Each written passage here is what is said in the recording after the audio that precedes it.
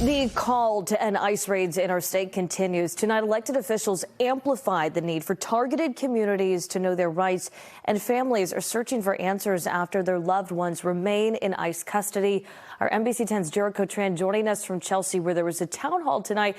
Jericho, what did you hear from those concerned residents? Well, Priscilla, we've been telling these stories for weeks, right? The fathers, mothers, sisters, and brothers who've been taken off the streets and are currently in ICE detention. Here's the thing. There's a lot of stories that we don't tell you, and a lot of the reason is because families are too afraid to come forward, but they still have to sift through the legal system on their own. And those were a lot of the neighbors that I spoke with tonight and that filled this room. I spoke to them off camera, but they tell me they're very concerned. There are not mass deportations happening. There are mass kidnappings happening. Ears remained opened as hands came together inside La Colaborativa, where concerned neighbors packed tight into the room following weeks of ICE raids in their community. Some people are scared to talk. Some people doesn't want to talk. Myra Balderas, the stepmother of Chelsea High graduate Giovanni de la Cruz, sat in the crowd, eager to learn what could be done to return her son. He has a work permit and he has a license. Why this is happening?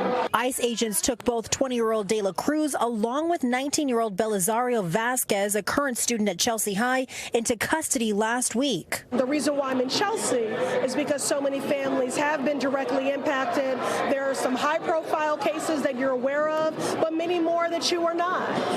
And so outside of prying eyes and cameras, I will be spending time with those families, and that will directly inform my strategy. With both families working to secure their freedom from ICE detention centers, stories of the poor conditions inside these facilities from former detainees like Milton High School student Marcelo Gomes de Silva prompted backlash from ICE. Guards didn't give us any medicine.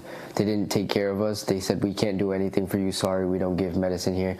A lot of people in there were sick. A lot of people didn't feel good. ICE fired back, accusing Gomes de Silva of peddling, quote, blatant lies, and that Congressman Seth Moulton, who visited the facility shortly after, had no immediate concerns. I think it's bullshit, and I've said so. I think that Marcelo lived that experience, and from everything I've heard, he's been honest, and when I went and inspected the facility, it completely aligned with Marcelo's description.